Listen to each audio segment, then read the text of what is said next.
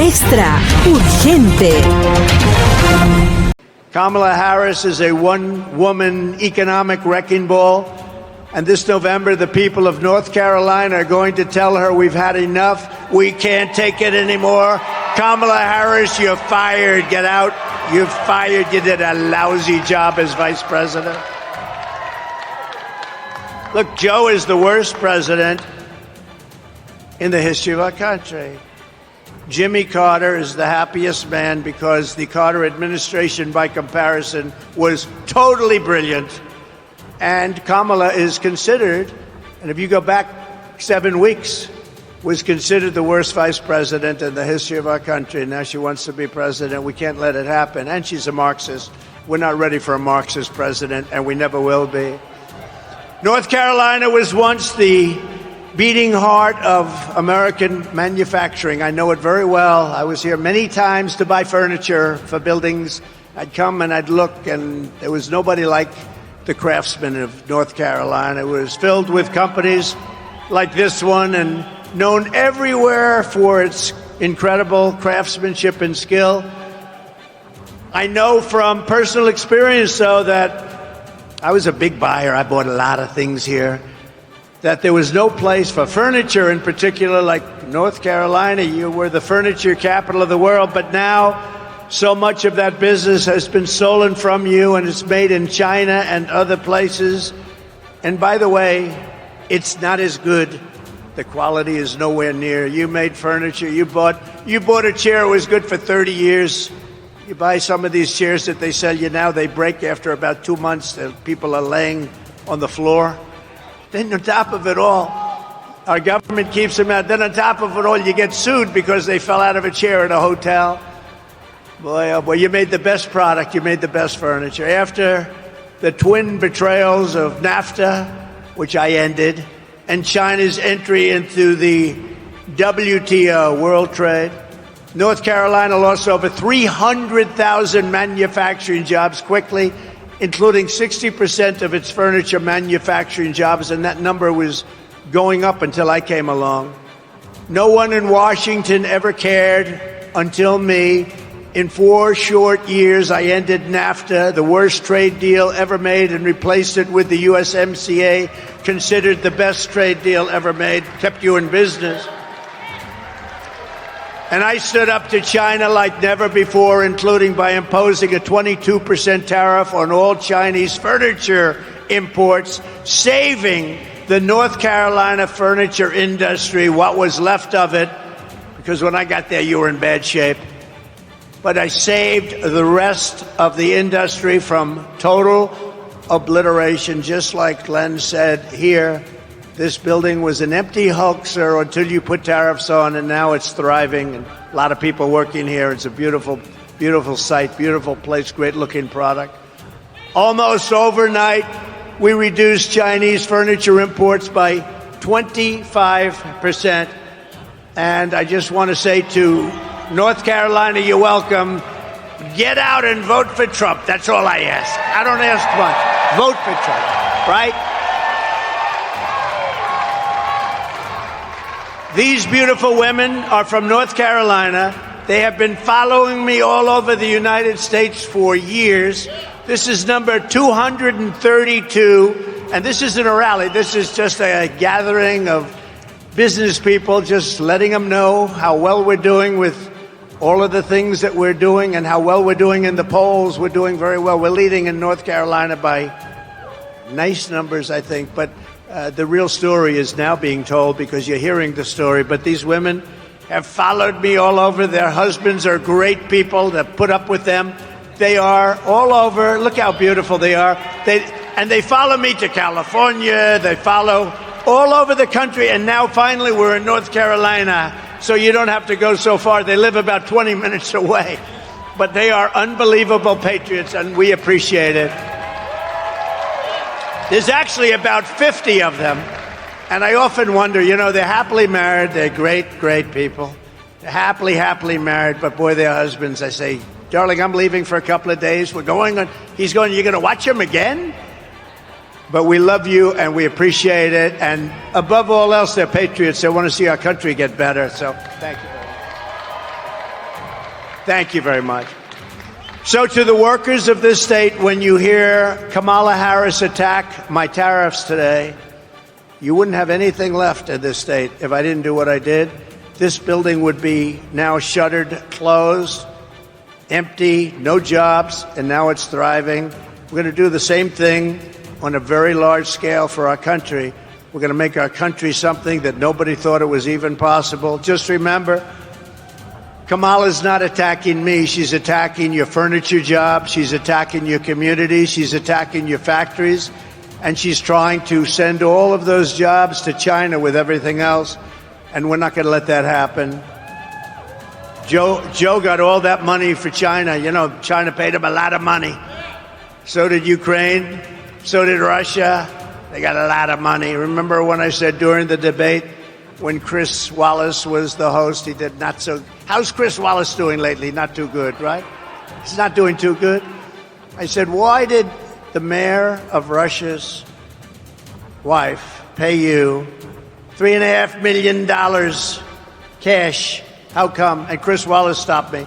You're not supposed to be asking that question. I said, why not? That's a question. He wouldn't let it be asked.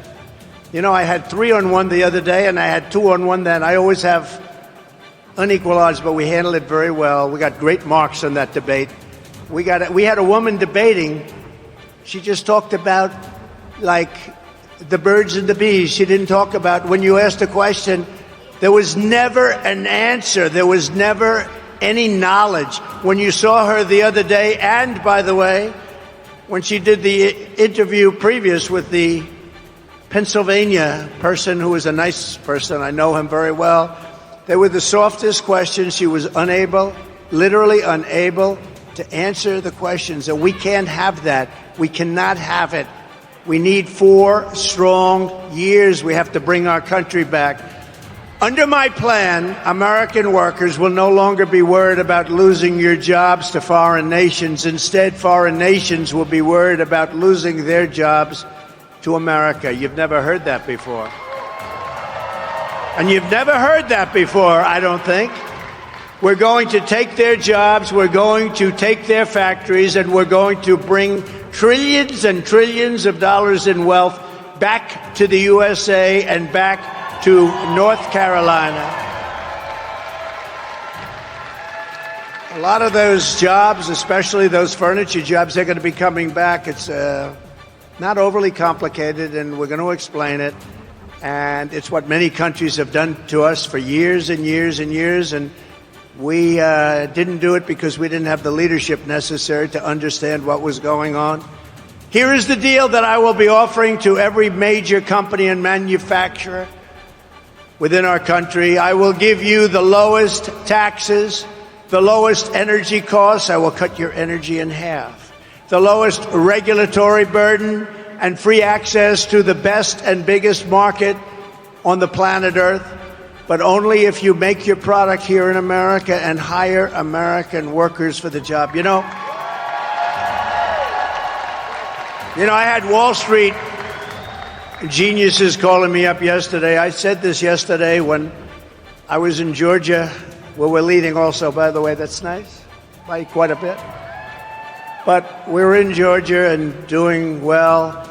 And they called me up after the speech and they said, what? Who gave you that idea to cut the taxes, but only if you make the product in the USA? Pretty good idea. They said, who gave you that idea? I said, I did. If you don't make your product here, then you will have to pay a tariff when you send your product into the United States. And we will take in hundreds of billions of dollars into our treasury and use that money to benefit American citizens. But really what's going to happen is they're going to end up building their factory here so they don't have to pay the tariff. That's really what's going to happen, most of it. But when they don't, we're going to take in a lot of money. Every once in a while in business, you'll look at a company and say, how is it possible that I can buy this company? This company's great. Happens. Had it happen a lot. Actually, I've done a lot of them. But the other side looks and doesn't understand why you're so thrilled. And that's the way I view the incredible potential of the United States. This is a profit-generating machine, and it's been allowed to be dissipated, absolutely dissipated. But it's like a company that you see it, you buy it, you change it, and you make a fortune. And oftentimes the seller of those companies will come back to me and come back to others and say, why the hell didn't I see that? Happens. I've had a lot of jobs like that. You take it and it becomes a tremendous success. And the seller would call me and say, congratulations, I never saw what you saw. You know, they talk about the paperclip. The paperclip is a very simple thing. A lot of people say, gee, why didn't I think of that? The United States of America is going to be by far the most successful country anywhere in the world, and that's what we're going to do. We're going to do things that nobody will believe, and it's so simple, and it's going to happen fast. We're going to do great things for the citizens of our country. We're going to make an absolute fortune for the American people. I think it's okay to say that. It's about time, because we've been given and giving away our country to foreign countries for so long. They've been ripping us off for so long. And now it's going to be the exact opposite. And we're not going to rip them off. We're just going to take back what was ours and then some. Los demócratas creen que el apoyo a Trump no está reflejado en los datos de las encuestas. Urgente. Algunos senadores demócratas han expresado su preocupación por el hecho de que el apoyo a Donald Trump esté subrepresentado en los datos de las encuestas, como ha sido el caso durante los últimos 2 ciclos electorales presidenciales. Después de que Trump superara las proyecciones de las encuestas, tanto en 2016 como en 2020, los demócratas dijeron que se esperan que las elecciones de este año, de 2024, sean reñidas, independientemente de las cifras actuales de las encuestas. Hasta el lunes por la tarde, Trump se encuentra 2.2 puntos por detrás de Kamala Harris a nivel nacional, según el promedio de Real Clear Bullet. Este margen es más estrecho que la ventaja de Joe sobre Trump en ese momento en 2020, 7 puntos, y la ventaja de Hillary Clinton sobre Trump en 2016, 3 puntos. Eso es un mal presagio, dijo un senador demócrata anónimo, mientras comentaba cómo Trump parece estar obteniendo mejores resultados en las encuestas que Harris. Estas encuestas no son creíbles. No hay duda de que es preocupante, pero ustedes están trabajando tan duro como pueden, pase lo que pase. Tengo la sensación de que no hay mucho más que puedan hacer de lo que ya estamos haciendo. El senador agregó que cree que el subregistro del apoyo a Trump puede deberse a que la gente se siente avergonzada. La mayoría de nosotros hemos enseñado a nuestros hijos a no comportarse así en el patio de recreo. La mayor parte de lo que predica, dijo el senador. Por eso hay cierta reticencia a admitir que voy a votar por alguien cuya conducta les digo a mis hijos que está mal. Este comentario surge en un momento en que la mayoría de los demócratas han estado pintando a Trump como un riesgo a la democracia, tras calificarlo durante años de muy peligroso, de fascista e intolerante, entre otros calificativos. Él y sus partidarios han culpado a la retórica demócrata de los 2 intentos negativos contra la vida del presidente Trump. Mientras tanto, el senador John Fetterman, demócrata por Pensilvania, ha advertido contra la confianza en las encuestas, argumentando que las encuestas se han visto seriamente perjudicadas desde el 2016. Y esa es una de las verdades, que Trump va a ser duro en Pensilvania. Y esa es absolutamente la verdad. El senador Raphael Warnock, demócrata de Georgia, dijo sobre su estado en disputa que la única encuesta que importa es la del 5 de noviembre. Sabemos que estas elecciones van a ser reñidas. Van a ser reñidas en los estados en disputa, incluido Georgia. Por eso estoy haciendo todo lo que puedo para asegurarme de que Georgia esté en nuestra lista, dijo. La única encuesta que importa es la del 5 de noviembre, ¿no?, agregó. Hablamos de margen de error por una razón. Otro senador demócrata que habló con un medio bajo condición de anonimato dijo: no creo que ninguna encuesta en este momento signifique mucho. Lo más difícil es calcular la participación electoral. En este ciclo electoral puede haber un voto sorpresa por Trump, y un voto sorpresa por Kamala Harris, dijo la encuestadora demócrata Celinda Lake a un diario. Yo también comparto la preocupación de que habrá algunas sorpresas. Lo que acentúa mi preocupación es que cuando se encuesta a personas que no votaron en 2020, pero que planean votar hoy, son desproporcionadamente votantes de Trump. Si nos fijamos en los votantes primerizos que no votaron en 2020, se inclinan por Trump, tienen muy poca información y les gusta su estilo, añadió Lake. Y les gusta Elon Musk. Y les gustan muchas cosas de este tipo. Eso me preocupa, creo que es definitivamente una preocupación y que simplemente tenemos que conseguir un margen suficiente para compensarlo. Pensilvania se perfila como el estado clave de este ciclo electoral y ambos candidatos han pasado mucho tiempo haciendo campaña y todo lo hacen allí. A principio de este mes, Trump dijo a una multitud en Pensilvania que los residentes no tenían otra opción que votar por él. Puedes sentarte ahí y decir, no soporto a este tipo, pero de ninguna manera voy a votar por ella, dijo Trump. Trump dijo en el ayuntamiento del medio Fox que Kamala Harris cumpliría su amenaza de imponer una prohibición al fracking en el estado. Pensilvania no puede correr el riesgo de que esa respuesta sea cierta, dijo Trump. Catholic Vote, un destacado grupo de defensa de la Iglesia Católica, emitió una dura advertencia a los líderes de la Iglesia y a votantes, afirmando que las posiciones políticas de Kamala Harris representan una amenaza significativa para los valores e instituciones católicas, informó un diario. En un memorando enviado el día de ayer a varias organizaciones católicas y a todas las personas de buena voluntad, el presidente de Catholic Vote, Brian Bush, advirtió que la agenda anticatólica de Harris representa un peligro claro y presente para la comunidad católica y todas las organizaciones afiliadas a la Iglesia. Bush expresó sus inquietudes sobre la postura de Harris respecto del no nacimiento y su trato a los candidatos católicos a la judicatura. Describió el apoyo de Harris al derecho al no nacimiento como un daño real para los estadounidenses, en particular los católicos que defienden la santidad de la vida. El documento pone de relieve su oposición a dos medidas legislativas clave, una que restringiría los no nacimientos después de que la vida pueda sentir, y otra que garantizaría la atención médica para los bebés nacidos vivos tras intentos fallidos de no nacimientos. Harris, que es la primera vicepresidenta en funciones, que hace campaña en una clínica de no nacimientos, lo que hizo en marzo, ha estado a la vanguardia de la defensa de los llamados derechos reproductivos. Les escribimos para advertirles a ustedes, nuestros pastores, sacerdotes religiosos, hermanos y hermanas católicos y a todas las personas de buena voluntad, que Kamala Harris y su compañero de fórmula, el gobernador de Minnesota Tim Walz, representan un peligro claro y presente para los católicos practicantes y todas las instituciones patrocinadas por la Iglesia que son y buscan permanecer fieles a las enseñanzas de la Iglesia, afirma el memorando. Las preocupaciones de Catholic Vote van más allá de la postura de Harris sobre el no nacimiento.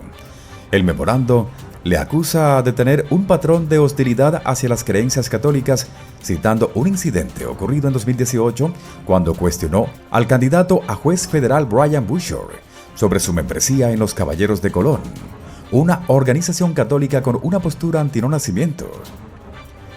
La línea de preguntas de Harris, argumentaba el memorándum, sugería que la adhesión a la doctrina católica podría descalificar a alguien del servicio público.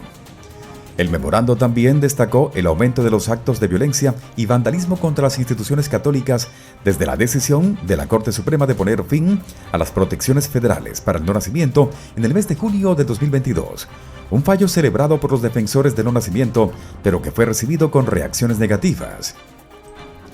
Catholic Vote afirma que casi 300 incidentes de este tipo han quedado prácticamente impunes durante la administración Joe Harris, mientras que activistas anti-no nacimientos han enfrentado acciones legales por protestar en centros de no nacimientos.